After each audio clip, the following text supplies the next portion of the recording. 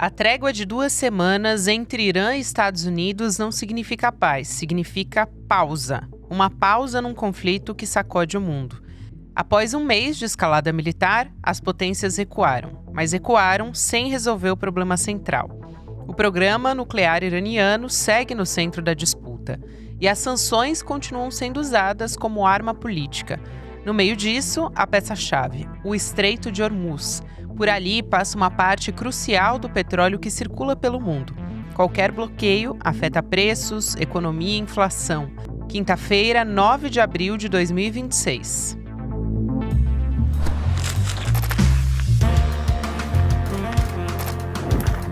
Sou Gabriela Varela, esse é o podcast Análise com mais informação.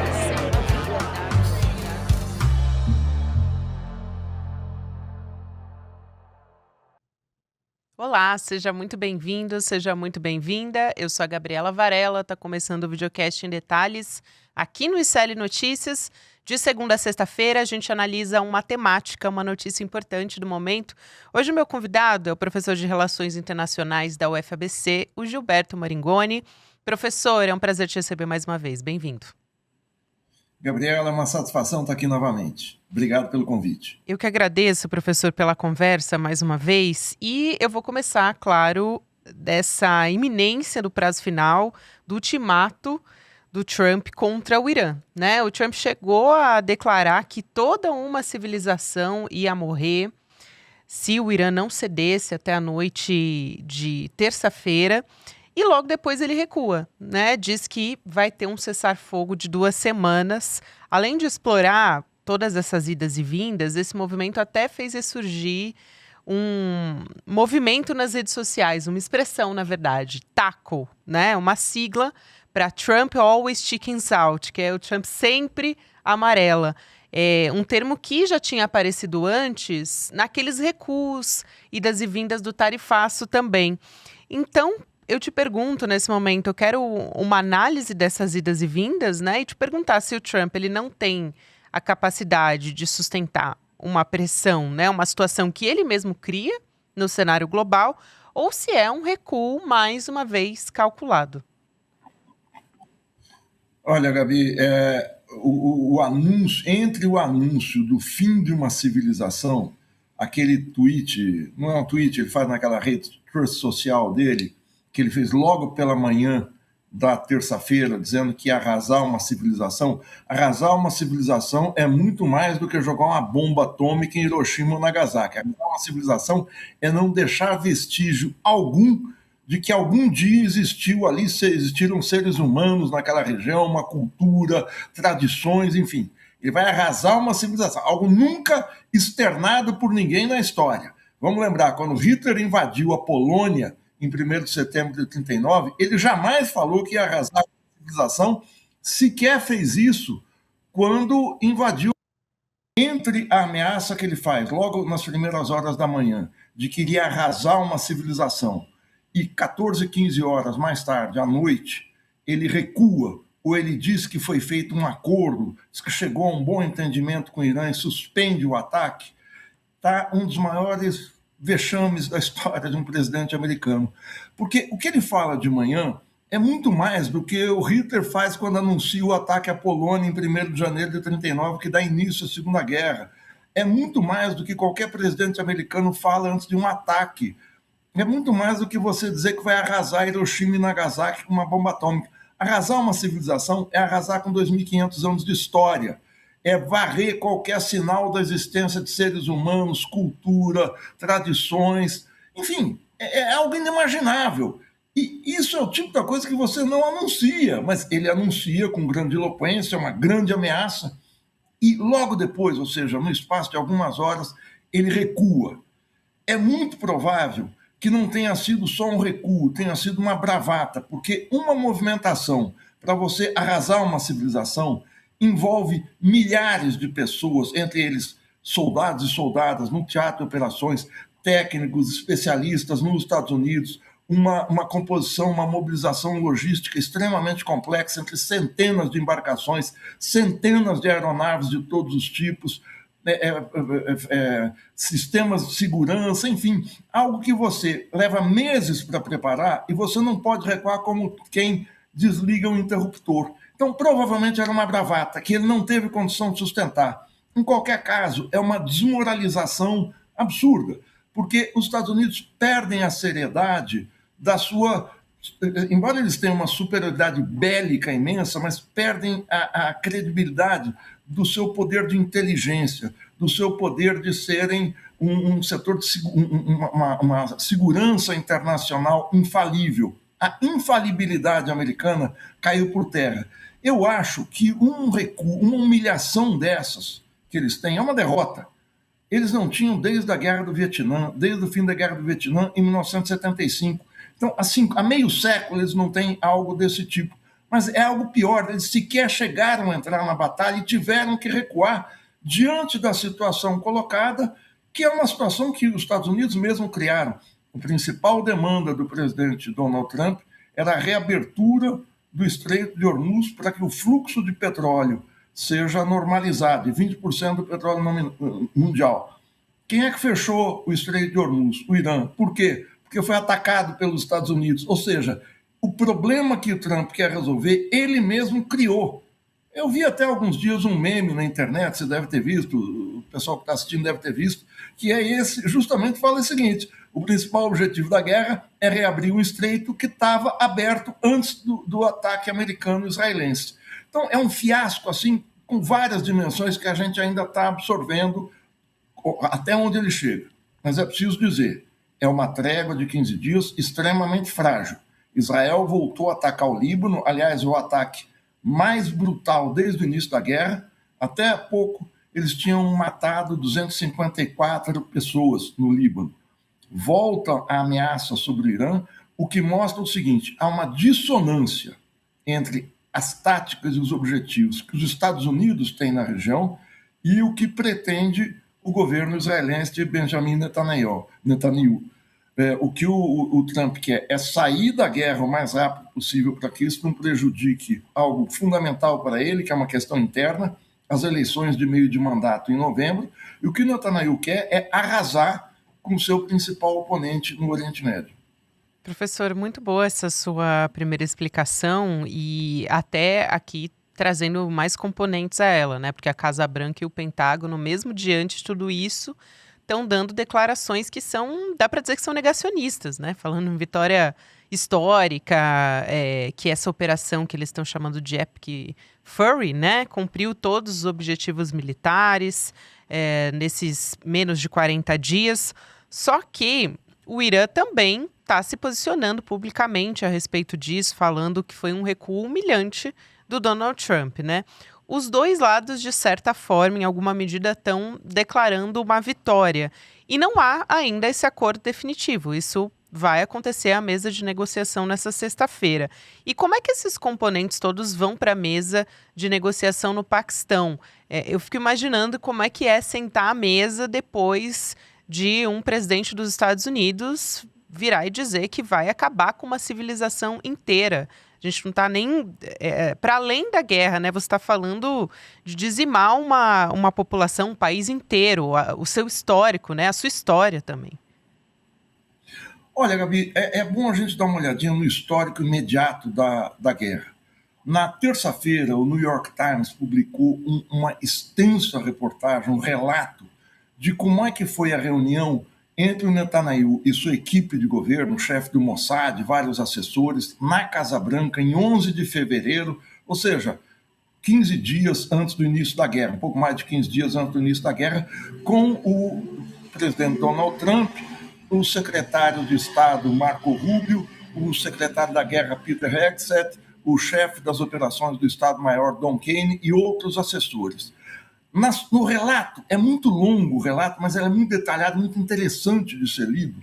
A imprensa brasileira podia reproduzir isso, o ICL talvez pudesse reproduzir, mas é porque ele é tão detalhado a ponto de dizer quem se sentou a cada lado da mesa. Alguém tomou essas anotações. E ali fica claro o seguinte: quem queria o ataque, quem mais queria, era o Netanyahu. Quem vacila, quem é o moderado, olha só, é o Marco Rubio, o secretário de Estado. O Peter Hegseth fica entusiasmado com o plano.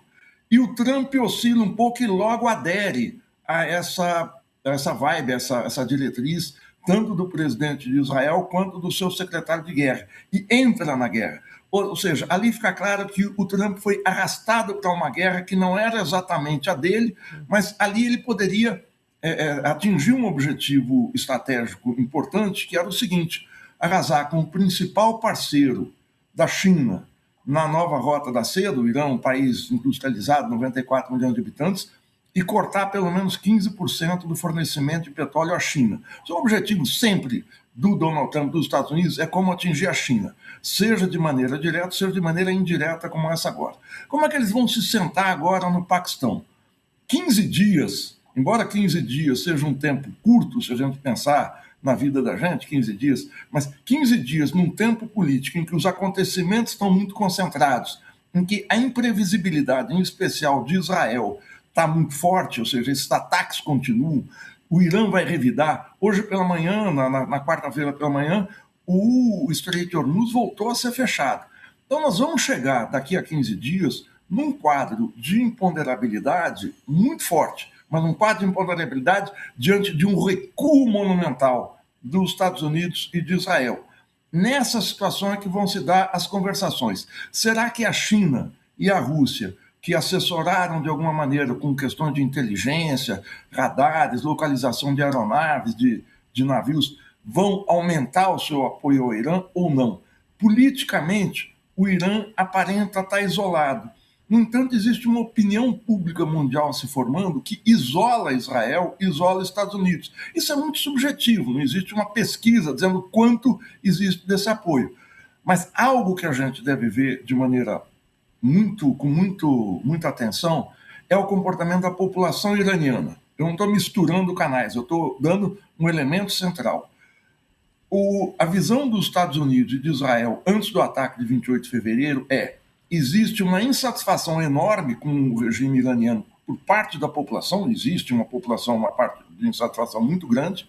Nós vamos atacar, eliminar o Ayatollah Ali Khamenei, o chefe supremo. Isso vai incentivar a população a fazer um levante, a tomar o poder, e vamos ter uma mudança de regime. Isso não aconteceu, isso é o maior erro dessa guerra. Mas não só não aconteceu, como ontem, como na terça e na quarta-feira, houve uma mobilização convocada pelo governo para que a população fosse proteger os possíveis alvos do ataque americano.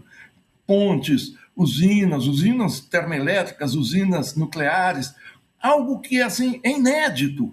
Não são os membros do governo, não é aquela vanguarda, não é aqueles apoiadores mais firmes do governo, não. Eram multidões. Exatamente. Ou seja, isso mostra uma legitimidade do governo entre a população. E mais do que tudo, para a gente saber quem ganhou e quem venceu, um termômetro bom é olhar justamente as populações. Ontem, em Teherã, houve comemorações. A gente viu pelas redes da população comemorando a vitória. Eu não vi cenas de comemoração em Tel Aviv, nem em Washington, nem em Nova York. Isso diz muito do clima da guerra, embora, claro, não seja uma aferição científica com pesquisas e tal. Professor, foi muito bom o senhor ter levantado esse ponto, porque era justamente algo que eu queria trazer aqui, né? Essa corrente humana, essa corrente humana, ela é muito simbólica, tem um poder simbólico, é também uma resposta às ameaças do Trump, principalmente com mulheres. Elas estão usando ali o chador, fazendo essas correntes humanas no entorno dessas usinas, hasteando bandeiras também do próprio país. Então, é um poder de resposta que vem da própria sociedade iraniana. Então, eu queria te perguntar, né, eu queria um pouco mais da sua avaliação, esticar um pouco essa sua fala. Eu ouvi, por exemplo, o Marcelo Lins falando sobre como parece que o Trump não aprendeu, isso a gente não tem dúvidas, né? Mas não aprendeu com a história também. Por exemplo, o Hitler, diante do regime nazista, não conseguiu, ainda que tenha tentado muito, não conseguiu acabar com o povo judeu. Né? Tinha o que eles chamavam de solução final ali, né, contra os judeus no Holocausto, e ainda assim eles resistiram diante de tudo isso. E ele fez ali um paralelo sobre o Trump dizer, assim, de uma forma completamente bárbara, uma declaração, assim, até difícil de classificar, mas dizer que vai acabar com uma civilização, né? E o povo iraniano tem muito orgulho da sua história, né? Dessa herança persa. Eu queria te ouvir um pouco sobre isso. Olha, aquela região toda, aquilo são o que era a área do que era o Império Turco-Otomano, que durou de 1453 até logo depois da Primeira Guerra Mundial. Olha, a coesão interna no Irã, a coesão da população, a unidade da população, é uma coisa que surpreende. É algo que a gente às vezes acha que não existe, é uma união nacional, uma união patriótica. Mas isso não está na superfície da sociedade iraniana, não é algo que este regime dos ayatollahs, a tão atacada teocracia, obteve. É algo que tem séculos de acúmulo histórico de uma população que vive organizada junto. Aquela região toda era parte do Império Otomano, mas o que era uma nação, de fato, o que era que se mostrou um Estado organizado, é o Irã, com 2.500 anos de história. O Império Otomano durou 500 e tantos anos, a partir do final da Idade Média, 1453 até 1922, mas o Irã já era organizado, é anterior a isso. Então, esse ataque é um dos sucessivos ataques históricos que os persas, que os iranianos sofreram, e tocam em pontos sensíveis da história da população. Mas não é uma história abstrata, é algo que os iranianos aprendem desde criança. Essa história das mulheres serem oprimidas no Irã, a gente precisa mediar isso. Tem sido muito falado. O Irã é o país do mundo que é um dos que mais formam engenheiros. E é um dos que mais formam engenheiras, mulheres. A maioria dos engenheiros iranianos é composta por mulheres. Então, existe dentro da sociedade iraniana um apoio ao regime, um apoio à sua própria história, que se mostrou uma muralha contra esses ataques. Eu não estou romantizando, não. O fato da população não ter se rebelado contra o regime, ter se disposto, como eu disse, a ser escudo humano, é uma força interna que vai além do que ocorre usualmente em guerras, que é unidade interna contra inimigo externo. É uma população disposta a sobreviver. Mas isso nos pega muito com essas loucuras de certos regimes opressores, como foi o nazismo, que queria destruir os judeus. E agora o Donald Trump repete isso de uma maneira alucinada, que eu vou destruir uma civilização. Ele coloca de manhã, naquele longuíssimo e mal escrito, preciso dizer isso, mal escrito tweet que ele faz, que ele repete: eu vou destruir uma civilização, e bota isso em caixa alta. Lamentavelmente, eu vou ter que fazer isso. E como isso obedece a um recuo, expõe ao ridículo qualquer tipo de ameaça.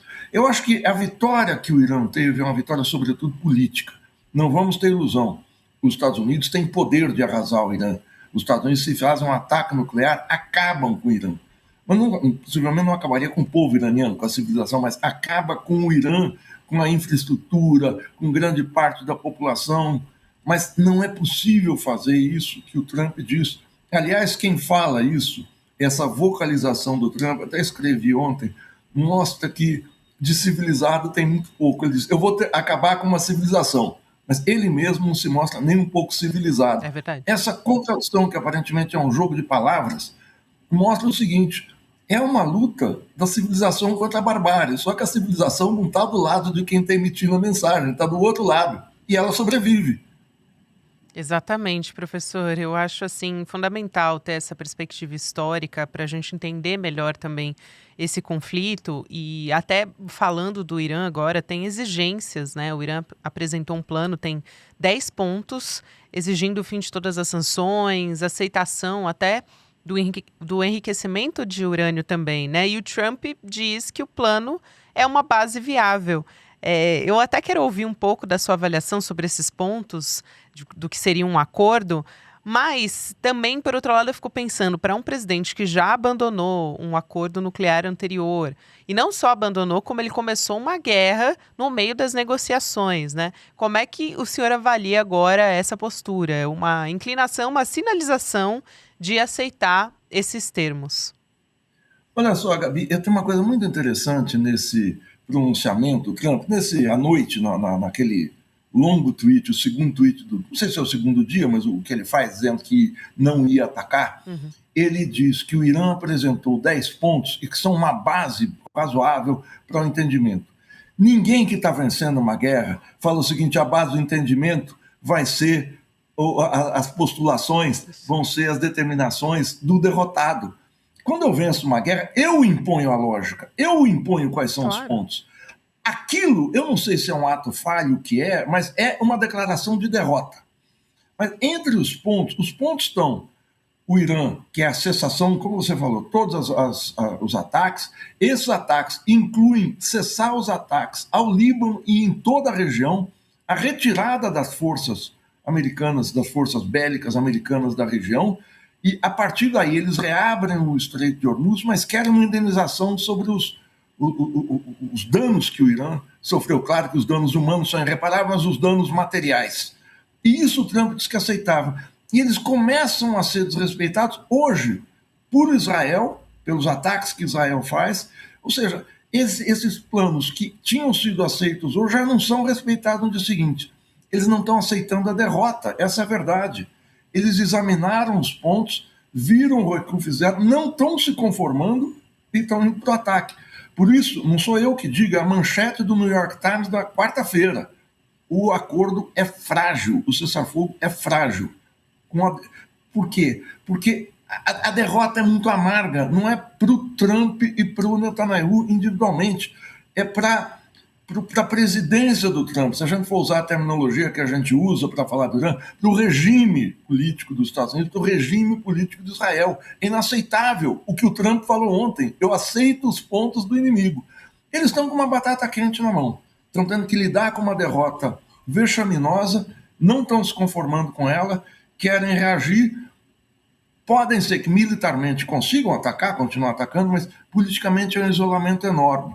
Não é à toa que, diante do isolamento que, em especial, Israel está tendo no mundo, Israel está se transformando num Estado pária. Para Israel, essa é uma guerra vital. Eles precisam destruir o seu maior inimigo no Oriente Médio. Um inimigo que tem uma população 9 vezes maior que Israel. Israel é um país pequeno e só resiste porque é alimentado pelo dinheiro, pelas armas, pela assessoria dos Estados Unidos. Então, destruir o Irã é limpar uma área essencial, vital para Israel. É por isso que o Netanyahu quer continuar a guerra, ataca o Líbano e busca manter, fazer letra morta esse acordo do qual ele não participou. Esse acordo, é preciso dizer, foi um acordo que está sendo costurado entre os Estados Unidos e o Irã. Mas Israel está vivendo um isolamento internacional que, olha, eu acredito que desde 1948, quando foi fundado o Estado de Israel, eles não enfrentam uma situação semelhante. Israel está virando um Estado pária internacional, sinônimo de um Estado que só serve para guerrear, para tumultuar a região. E eles atacaram o Irã, esse ataque, achando que iam fazer o que fizeram com Gaza. Você arrasa a infraestrutura, mata milhares de pessoas e canta vitória. Com o Irã está sendo diferente. Mas eles estão numa ofensiva política internacional, entre outras coisas, para tentar proibir as críticas à política ao Estado de Israel. Não é outra a intenção de um projeto de lei formulado, mas apresentado pela deputada Tabata de Amaral, e certamente não foi ela quem fez, equivalendo qualquer crítica ao Estado de Israel a antissemitismo. Não é dela, porque uma legislação semelhante foi aprovada há poucos dias na França. E o estado de Wisconsin, nos Estados Unidos, aprovou também algo semelhante, que é uma censura. Então nós aqui no ICL não poderíamos jamais criticar Israel porque estaríamos enquadrados no artigo tal e tal dessa legislação arbitrária de censura. Essa ofensiva de Israel visa, não é uma demonstração de força, é uma tentativa de romper o isolamento. Mas isolamento você não rompe assim. Isolamento você rompe demonstrando politicamente que a sua política é uma política de entendimento, de paz, de convergências, enfim, de encontrar pontos comuns para que a política se sobreponha às armas, se sobreponha ao genocídio, se sobreponha ao sangue.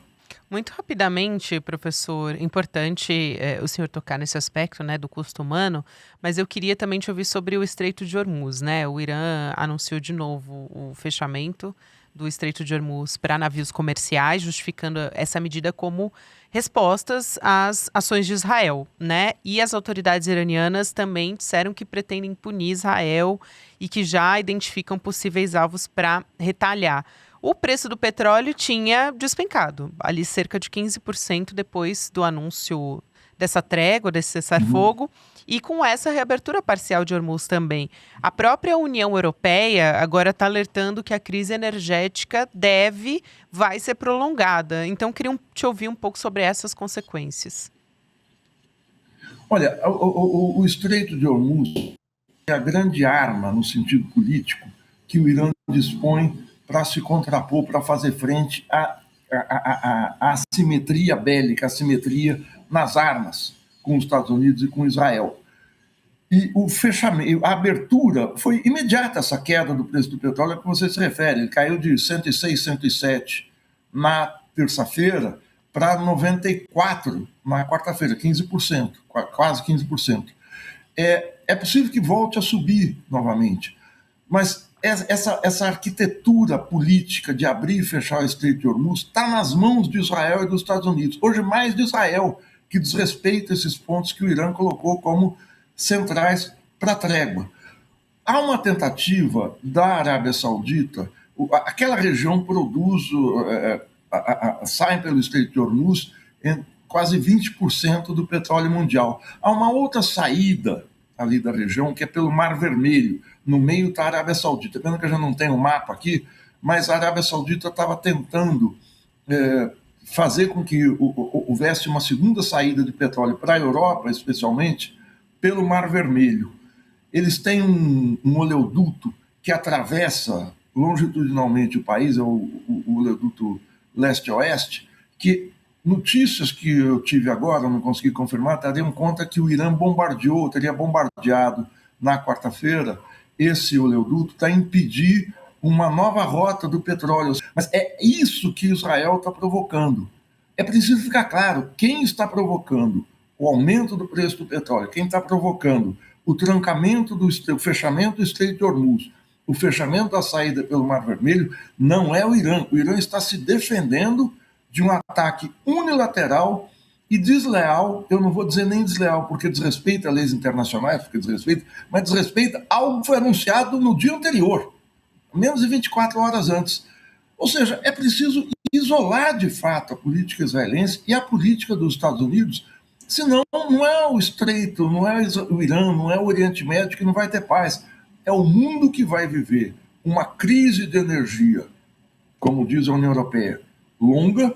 É o Brasil que vai ser atingido, são os países que dependem de importação. Embora o Brasil produza, então é vital esse isolamento da política. Não é isolamento humano, ninguém vai impedir comida, fazer o que os Estados Unidos fazem com Cuba, mas é o isolamento político para que recuem dessa política e para que acatem deliberações do Conselho de Segurança, que na terça-feira votou contra o ataque, votou contra esse tipo de escalada belicista. Exatamente. Professor, é um prazer te receber aqui no Em Detalhes mais uma vez. Obrigada e até logo. Eu que agradeço muitíssimo, Gabi. Até a próxima. Até. Também você que continua comigo aqui no Em Detalhes, eu quero te deixar um convite para esse final de semana, uma sessão de cinema, a nossa estreia internacional do documentário Vai Pra China, Eduardo. A gente fecha a nossa trilogia depois do Vai Pra Argentina, Carajo, e também o Vai Pra Cuba, Eduardo, que foi o primeiro documentário dessa série. Você pode garantir o seu ingresso, que vai ser uma transmissão de forma gratuita também. Sempre tem um debate que a gente faz questão de ter no ICL, junto com as nossas sessões. Você vai em detalhesicl.com.br para deixar o seu e-mail rapidinho e garantir que você vai ser avisado quando o nosso documentário estiver sendo transmitido. Todos os dias a gente tem falado sobre o cenário internacional e é importantíssimo sempre o componente China. Essa peça-chave aparece em todas as discussões e você vai entender o porquê. A gente continua na nossa programação, agora tem o Mercado Investimentos, depois o Rolê ICL. E você pode ouvir o Em Detalhes em qualquer momento do seu dia nas plataformas de áudio. Tem conteúdo novo de segunda a sexta-feira. Até a próxima. Turma, olha só essas cenas do nosso documentário sobre a China. Bora conhecer uma das empresas de tecnologia mais bombadas da China? Vem comigo conhecer a Deep Robotics. Our robotic dog has many applications. They can entertain people, take care of old people by monitor his condition. They can help the people to prevent their home from stealing. The robot can patrol and inspect for a certain residential area or inside the factory to check if there are any potential fire is just happened.